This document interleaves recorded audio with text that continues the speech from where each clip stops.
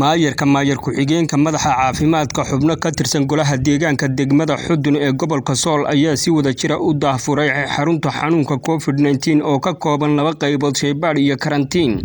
Xarunta oo si ku meel gaar ah looga furay cisbitaalkii hore ee Tiibeyda degmada Xudun waxaana faahfaahin ka bixiyay madaxa caafimaadka degmada Xudun. Bismillahir Rahmaanir Rahiim. Assalaamu calaykum warahmatullaahi wabarakaatuh. dhammaan ka soo qaybgalayaasha xafladan furitaanka xarunta karantiinka COVID-19 aad iyo aad baan u salaamayaa. ugu horeeyo maayarka degmada Xudun, maayarka xigeenka, taliyaha booliska degmada Xudun, xildhibaanada golaha deegaanka degmada Xudun iyo shaqaalaha caafimaadka iyo dhammaanba marti sharafta kale bulshada ay ka soo qayb gashay. saaka waxaan joognaa xarunta TB Centerka degmada Xudun taasoo aan ugu talagalnay inay hadda noqoto si ku meel gaar ah loogu sii shaqeeyo xanuunkan safmareenka ah ee caalamka dhan ka jira oo yaamihii ugu dambeeyay isbuucii ugu dambeeyay degmada Xudunna sare u kacay ee COVID-19 waxa yaala qalabka lagu baari lahaa xanuunka waxa kaloo yaala protectionkii shaqaalaha ka shaqeynaya goobtan ay xiran lahaayeen waxa kaloo yaala haamihii silindarka oxygen-ta ee qofkii xanuunka ku dhaco lagu xidhi lahaa dib naqas ku qabto. sidoo kale waxaan u diyaarinay sariirihii jiifka iyo goobihii kale jiifka. wasaaradda caafimaadka ee gobolkuna waxaan ka codsanaa wixii baahiye kale ee dardargelin in laga shaqeyso iyo wasaaradda nationalka ee qarankaba wayna ka warqabaan xaaladdan hadda jirta. qalabkana wasaaradda caafimaadka ayaa soo dhiibtay isduugu ugu horeeyay wasaaradda horumarinta caafimaadka. waxaan kaloo bulshada degmada Xudun ogeysiinaa waxaa yaala oo hadda socda talaalkii xanuunka COVID-19 oo guud ahaanba degmada Xudun ka socda iyo dhammaanba gobolka. qof kasta oo reer Xudun meel kasta uu joogo talaalku uu gaariyaa. waxaan jecelnahay inay talaalka qaataan maadaama uu tahay talaalku waxa kaliya ee laga hortagi karo xanuunkan waliba dadka waaweelka oo tabcaanka xanuunkan ugu noqon kara way inay qaataan. asbuuciyada ugu dambeysay iyo ayaamihii ugu dambeeyay waynu ognahay nambarka degmada Xudun ku dhintay dad badan oo waayeela toodii baa gashay laakiinse bulshadu ha u dhiganigulaato awaamirta wasaaradda caafimaadka. maasajid badan baa jira qof kasta wacyigelintu macal taleefanadii marsan lagu xidho dadku waxa maqleen talaal ka qaateen. haddana waxaan ku soo dhaweynayaa maayarka degmada Xudun inaynu furno sidaynu ognahay dhammaanteen waxaa adduunka hadda ka dilaacay xanuunka loo yaqaano COVID-19 oo dad badan saameeyey dad badanna ay u dhinteen.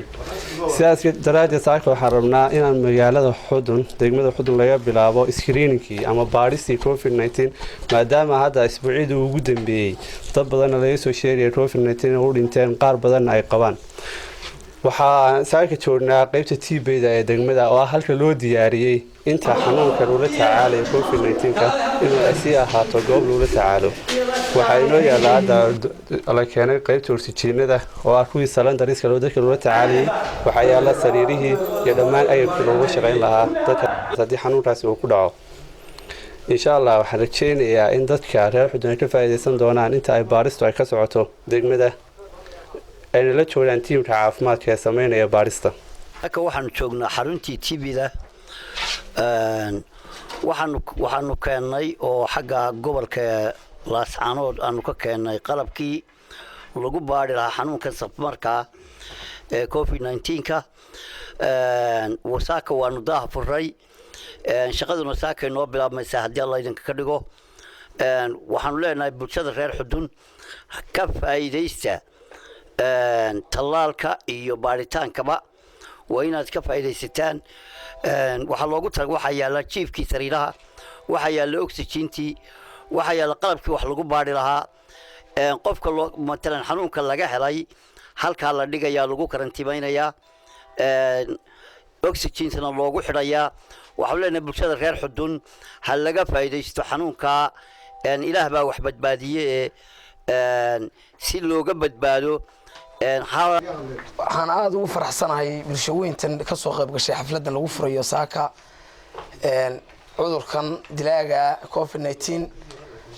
aad iyo aad waxaan ugu mahadinayaa qoladan agaasimaha caafimaadka inta uu ugu sareeyo hogaaminayo inta ka shaqeysa caafimaadka halkan saaka markaa waxaanu lagu guddoonsiinayaa haamihii oxygen-ta iyo dhammaan qalabkii lagu baari jiray COVID-19 bulshooyinta Xudun waxaan ugu baaqayaa mar haddii qalabkii inaga maqnaa Ilaahay inoo keenay marka koowaad in istallaalo ciddii laga helo xanuunku dee ceeb maaha inay iskaratiimayso goobtan lagu diyaariyey karatiinka ee ka soo qayb galaan aad iyo aad baan idin salaam marka hore ilaahay baa mahad leh iskugu keenay meesha tan goobta tan COVID-19ka loo soo raray ilaahay baa mahad marka hore leh waxaan kaloo u mahadnaqayaa dadka ka soo shaqeeyay dadka soo dhiibayba oo caafimaadka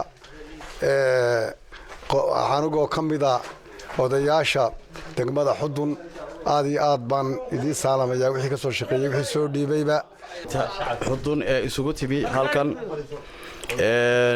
waxaana loo keenay